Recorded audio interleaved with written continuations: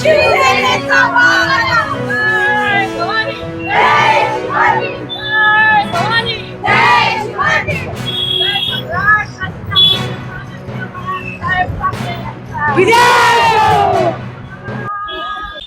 आम्ही आंदोलन करतो बोलत हे काँग्रेस पार्टी जी आहे ती आतापर्यंत देशाचं म्हणजे कधीच त्यांनी चांगलं बघितलेलं नाहीये।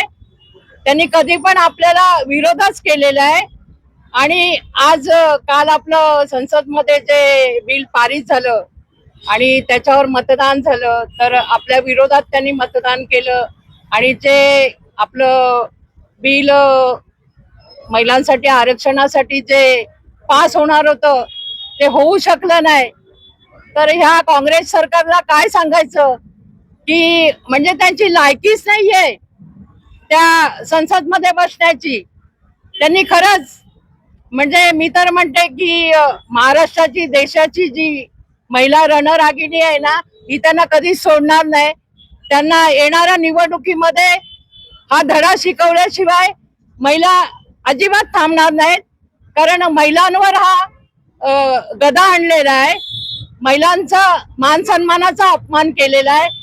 ही भारत देशातली महाराष्ट्रातील महिला कधीच सहन करणार नाही। आम्ही किती आम्हाला आंदोलन करायची झाली तरी आम्ही करू आणि हा सन्मान जो आम्हाला महिलांचा बिल पास हे झालंच पाहिजे याच्यासाठी आम्ही सर्व आमच्या खासदार साहेबांच्या पाठीशी असणार आणि नेहमी आवाज उठवत राहणार। काँग्रेसची ही रणनीतीच आहे की फेक नरेटिव्ह पसरवायचं।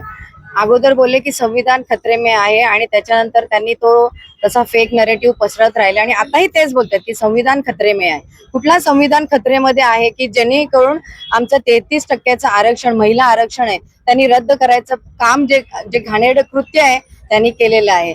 आणि जर हे बिल पास नाही झालं तर येत्या इलेक्शन मध्ये 100% ज्या महिला आहेत मैदानात उतरून त्यांना हद्दपार कसं करू ना हे आम्ही त्यांना दाखवून देणार आहोत।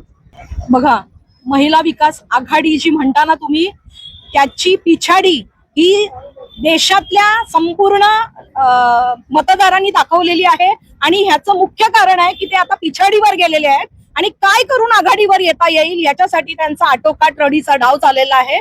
दुसरी गोष्ट ही शोकांतिका आहे, जर या महाराष्ट्रामध्ये, या शाहू फुलेंच्या महाराष्ट्रामध्ये आणि या देशामध्ये जर महिलांचं आरक्षण हे लोकसभेमध्ये आणि विधानसभेमध्ये जर रद्द करण्याचं काम जर हे करत असतील तर यांच्यासारखे म्हणतात ना आपण विध्वंसक नाहीत, हे विचारांनी विध्वंसक असलेली ही माणसं आहेत आणि ही माणसं जर परत परत लोकांसमोर येणार असतील तर या माणसांना कायमचं घरी बसवण्याचं काम संपूर्ण देशातल्या महिलाच करणार आहे। आणि या महिलांनी आता या महाराष्ट्रामध्ये करून दाखवलेलं आहे, देशामध्ये सुद्धा या महाविकास आघाडीला पिछाडी करून यांना घरी बसवण्याचं काम महिला आघाडी करणार।